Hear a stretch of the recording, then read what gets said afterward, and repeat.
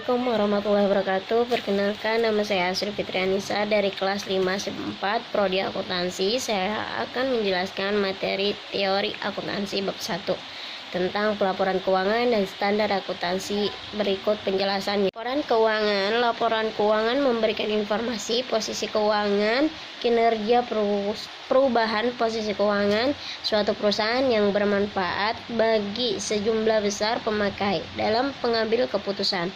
Laporan keuangan menunjukkan apa yang telah dilakukan manajemen dan pertanggungjawaban sumber daya yang dipercayai kepadanya. Laporan keuangan disusun untuk memenuhi sebagai besar pemakaian investor dan kreditur. Laporan keuangan disusun berdasarkan standar akuntansi keuangan atau SAK atau IFRS. 1. Akuntansi dan laporan keuangan. Tujuan akuntansi secara keseluruhan adalah memberikan informasi yang dapat digunakan dalam pengambilan keputusan. Ada banyak pihak yang memberikan pandangan secara berbeda mengenai akuntansi, yaitu akuntansi sebagai suatu ideologi, bahasa bisnis, catatan historis, realita ekonomi saat ini, sebuah sistem informasi, komoditas, pertanggungjawaban, dan teknologi. Tujuan umum laporan keuangan menurut APB Statement nomor 4 adalah mengungkapkan informasi relevan lainnya yang dibutuhkan para pemakai laporan. TSAK 01. Tujuan laporan keuangan adalah menyediakan informasi yang menyangkut posisi keuangan, kinerja, serta perubahan posisi keuangan. Urutan laporan keuangan. 1. Laporan laba rugi. 2. Laporan pemilik modal. 3. Neraca saldo. 4. Laporan arus kas. 2. Para pengguna informasi akuntansi. Ada dua kategori. 1. Pemakaian intern dan yang kedua pemakaian ekstern. 1. Pemakaian intern ada terbagi menjadi beberapa, yaitu direktur dan manajer keuangan. Yang kedua direktur operasional dan manajer pemasaran. Ketiga manajer dan supervisor produksi. Yang kedua pemakaian eksternal terbagi menjadi beberapa, yaitu 1. Penanam modal, kedua kreditur, ketiga pemerintah, keempat badan pengawas pasar modal, dan yang terakhir ekonomi, praktisi, dan analisis. 3. Tentang organisasi pembentukan standar akuntansi di Amerika. Standar akuntansi mencakup konvensi, peraturan, dan prosedur. Ada 4 organisasi yang memiliki pengaruh besar dalam pengembangan standar akuntansi keuangan di Amerika, yaitu terbagi menjadi 4. 1. SEC, 2. AICPA, 3. FASB, 4. GASB. 4. Prinsip-prinsip akuntansi yang berlaku umum, GAAP.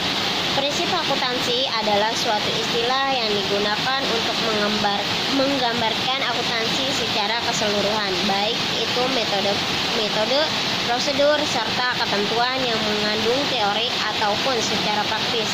Menggunakan prinsip akuntansi sangat penting agar terdapat keseragaman dalam hal cara, metode, prosedur tertentu untuk menghasilkan format laporan keuangan yang relevan dan mudah dipahami. Prinsip akuntansi adalah berbagai acuan dasar yang telah dijadikan rujukan dan dijadikan sebagai standarisasi dalam menyampaikan sebuah konsep keuangan yang rapi dan mudah dipahami. Prinsip akuntansi yang diterima secara umum atau GAP mengacu pada seperangkat prinsip, standar, dan prosedur akuntansi umum yang dikeluarkan oleh Dewan Standar Akuntansi Keuangan. Perusahaan publik di Amerika Serikat harus mengikuti GAP ketika akuntan mereka menyusun laporan keuangan mereka. 5. Standar akuntansi internasional. Nama standar akuntansi internasional adalah IFRS, International Financial Reporting Standard. IFRS merupakan standar akuntansi internasional yang diterbitkan oleh International Accounting Standard Board atau IASB yang menjadikan standar global untuk penyusunan laporan keuangan perusahaan publik. Standar akuntansi internasional disusun oleh 4 organisasi utama dunia, yaitu Badan Standar Akuntansi Internasional, Komisi Masyarakat Eropa, Organisasi Internasional Pasar Modal, dan Federasi Akuntansi Internasional. 6. Standar akuntansi di beberapa negara. Perancis. Akuntansi di Perancis sangat terkait dengan kode sehingga sangat mungkin melewatkan kenyataan bahwa legislasi hukum komersial, Code de Commerce, dan hukum pajak sebenarnya menentukan banyak praktek akuntansi dan laporan akuntansi di Prancis. Dasar umum aturan akuntansi adalah Hukum Akuntansi 1983 dan Dekret Akuntansi 1983 yang memuat Plan Comptable General wajib digunakan oleh seluruh perusahaan. Setiap perusahaan harus memiliki manual akuntansi.